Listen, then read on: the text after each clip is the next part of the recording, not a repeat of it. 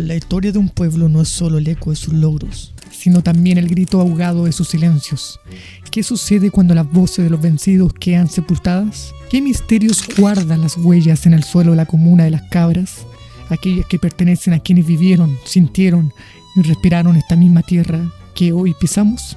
Las Cabras, una comuna que en la superficie parece una más en el mapa de Chile, guarda en sus campos caminos y en sus historias un legado oculto de las primeras comunidades indígenas que habitaron en el Valle del Cachapual. Este rincón de nuestro país fue un hogar de los picunches, conocidos como los Premuscaes por los conquistadores españoles. El término Premuscae deriva del mapudungún y significa gente libre o gente salvaje, una designación que refleja la percepción de los conquistadores hacia estos pueblos que resistieron a la dominación colonial. Sin embargo, este nombre y sus implicaciones han llevado a percepciones incompletas e injustas sobre la historia, perpetuadas por los relatos que destacan su supuesta docilidad y falta de ambición material o filosófica. Pero ¿qué hay de cierto en esto? ¿Realmente la comuna de Las Cabras encierra solo una historia de sumisión y ausencia de la identidad?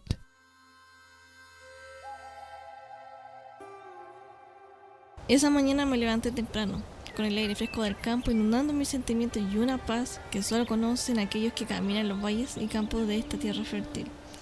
Mientras el sol comenzaba a asomarse entre las colinas, sentí en ese silencio que contaba la historia de generaciones pasadas. Desde hacía mucho, las tierras de Las Cabras han sido testigos de los primeros pueblos indígenas, de los incas que llegaron antes de los españoles y de los campesinos mestizos que le dieron su esencia. Me pregunté entonces cómo había sido caminar por estos parajes cuando aún se llamaba Yayauquén. En lengua mapuche, Yayauquén podría significar lugar que tiene yauyau, una especie de hongo que los pueblos originarios usaban para elaborar una bebida fermentada. El nombre puede sonar lejano y desconocido para quienes no han leído las crónicas antiguas o no han escuchado los relatos de los ancianos. Sin embargo, me gusta imaginar cómo estos hongos fueron parte de los ritos y festejos de aquellos que vieron en este territorio mucho más que un simple valle. Era un lugar sagrado, un refugio, un hogar. Luego los españoles llegaron a estas tierras y tras evaluar sus condiciones notaron que no eran aptas para el tipo de agricultura que acostumbraban, pero sí para criar cabras. Fue así como la región comenzó a ser conocida como la cabrería, debido a la abundancia de estos animales, hasta que eventualmente se formalizó el nombre Las Cabras, y con este cambio la toponimia también cambió la vida misma de quienes habitaban aquí. La llegada de los españoles marcó un antes y un después en este valle. Ellos trajeron consigo no solo su lengua y sus costumbres, sino también un nuevo concepto de propiedad y organización del espacio. Al comenzar a repartir la tierra como recompensa a los conquistadores, se instauró un sistema de encomienda que obligó a la población indígena a adaptarse a una realidad implacable. Las antiguas familias nobles de España, al otro lado del océano, se vieron reflejadas en los primeros propietarios de esta región. Así, personalidades como Inés de Suárez y su esposo Rodrigo Quiroga adquirieron vastas extensiones en el Valle del Cachapual, donde hoy yace Las Cabras. Era un cambio drástico. Las tierras que una vez se consideraban como el hogar de todos pasaron a manos de unos pocos y los poblados indígenas se convirtieron en centro de producción donde se aseguraba la mano de obra nativa. Los españoles trazaron límites, instalaron sus poblaciones donde ya había asentamientos indígenas y comenzaron a formar las primeras haciendas. Entre ellas surgieron nombres que aún perduran en la memoria de Las Cabras: Yayauquén, La Rosa, El Carmen, Cocalán y El Durazno.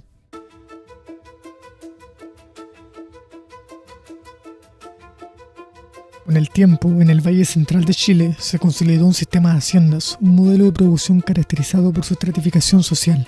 El patrono dueño de la hacienda era la figura de autoridad máxima, seguido por sus capataces y administradores que supervisaban a los trabajadores. Y en la base de esta pirámide se encontraba el campesino mestizo, los inquilinos y peones que hacían posible el trabajo diario. Los patrones pertenecientes a la aristocracia chilena no solo tenían poder en sus tierras, sino también en las esferas políticas. En Las Cabras, la gran hacienda Cocalán se convirtió en un símbolo de este modelo. Con el tiempo se dividió y dio lugar al fondo de las casas de Cocalán, donde el campesino desarrollaba múltiples actividades, desde la agricultura hasta la artesanía, mostrando habilidades que, con los años, se convirtieron en el alma de este lugar. Los campesinos, herederos de saberes ancestrales, hicieron posible la autosustentabilidad de estos fondos. Trabajaban en el campo, tejían sus propios mantos, fabricaban sus herramientas y se protegían del frío y la lluvia con los tejidos que elaboraban en antiguos telares.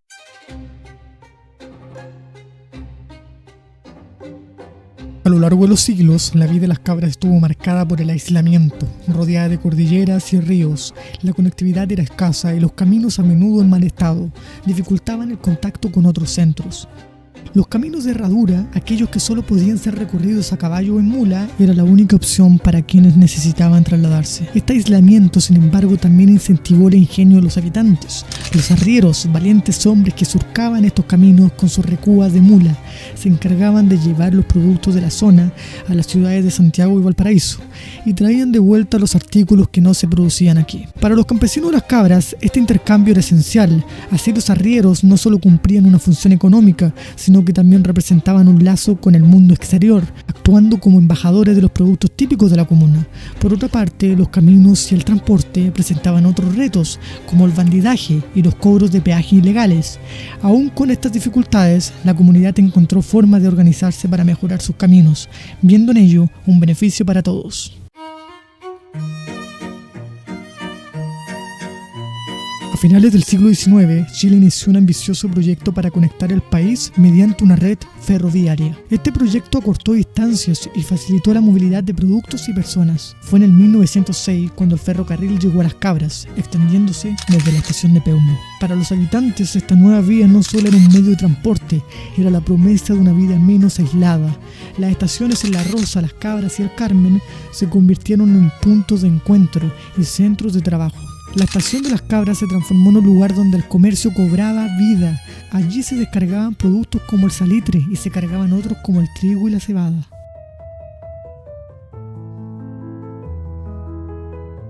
Los conocimientos y habilidades que los campesinos de Las Cabras heredaron de sus antepasados se reflejan en productos que siguen siendo parte de la identidad local, con un clima y terreno idóneos para la viticultura.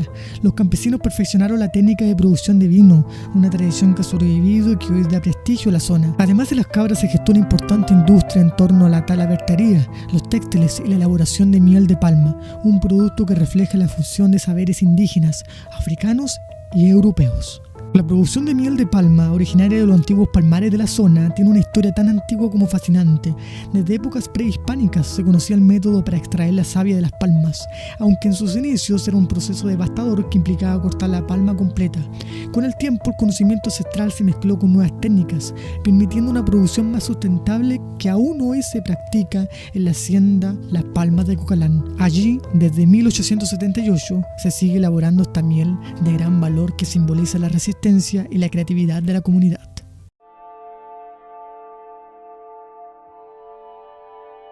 Las Cabras, escuchen el nombre con atención. Parece un nombre sencillo, casi común, pero si miramos de cerca, ese nombre lleva la historia de un pueblo que se niega a desaparecer. No es solo un punto en el mapa, ni un conjunto de tierras, es mucho más que eso. Es el recuerdo vivo de aquellos que defendieron su hogar, sus raíces y su identidad en silencio, cuando nadie los escuchaba. Decir Las Cabras es honrar a aquellos primeros pueblos que caminaron estos suelos, a los picunches que defendieron su tierra con el alma frente a quienes los consideraban salvajes.